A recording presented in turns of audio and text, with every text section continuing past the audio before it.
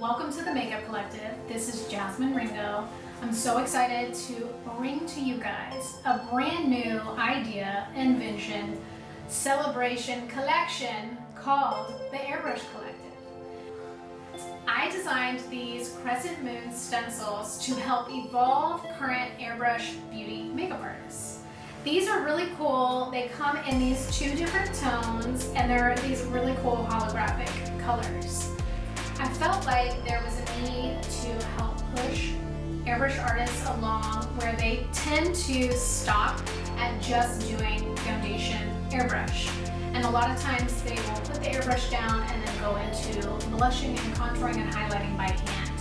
So I saw an opportunity to help push you guys along and show you a really cool, easy way to apply blush, contour, highlight, eyeshadow, crease colors, you name it, conceal under the eye, all with these cute Crescent Moon stencils. So when you order these, they will come in a pack of 2. These are designed to help shield and block and create shapes for you on the face. So let me show you how I like to use these, and then also how I like to cleanse them and store them. They will come in this great little packet that you can reuse and store your Crescent Moons in and lay nice and flat in your kit for continued use the next time you pull out your airbrush. So as you work with these, the best way to work with them is by not laying them flat on the face unless you want a nice sharp line. How you're going to want to hold these is just hovering right above about 1/4 of an inch to 1/2 inch away from the face, and decide what kind of shape you're going to create.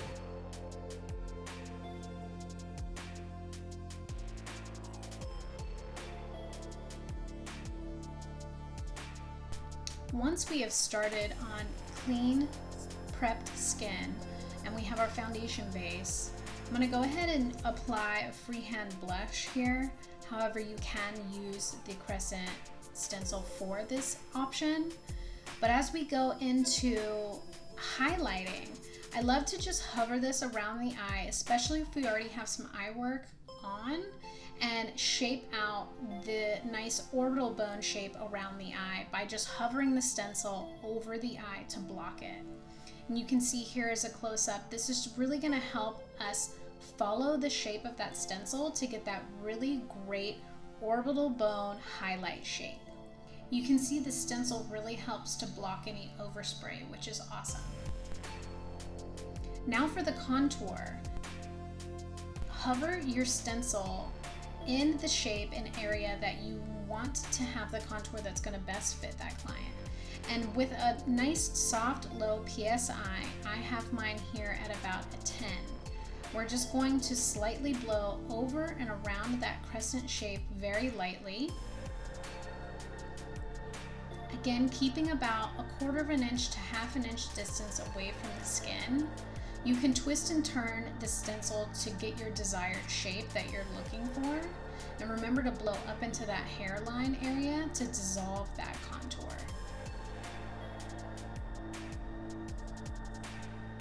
Now for the jaw application, this again is just a nice guiding stone for you. This stencil is really going to help give you just the idea of where you should spray until you feel comfortable spraying freehand.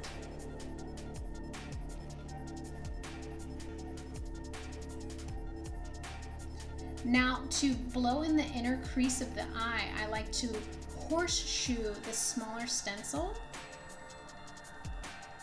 and hover it around, blocking the eye, just so I can get that really nice contour around the inner of the eye and down the nose.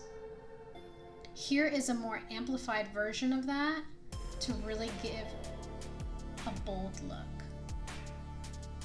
Now we're going to turn the crescent upside down and help block the lashes and the concealer under the eye to help give us a nice pop of color or shimmer. Here I'm using a highlighter on the lid.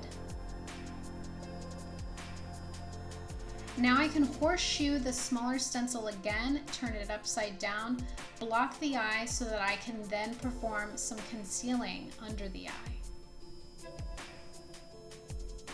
I'm never laying the stencil down on the skin, I'm just hovering it above.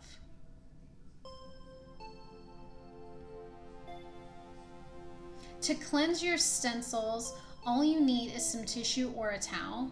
Gently rub and the color will lift right off of it. There is zero need for any cleanser. If you would like to lightly dust with a soft spritz of sanitizer, you definitely can. Do not saturate these in an alcohol-based product, as they will dissolve the beautiful holographic sheen that is on them. You can optionally lay them flat as well and do a nice rub to get all that product off. They wipe super easily. I really hope you guys enjoy these. They're so easy to use, so easy to clean, and super easy to store away. I do plan on creating many more amazing additives for your airbrush journey, so be sure to follow us and join us over at the Airbrush Collective. See you there.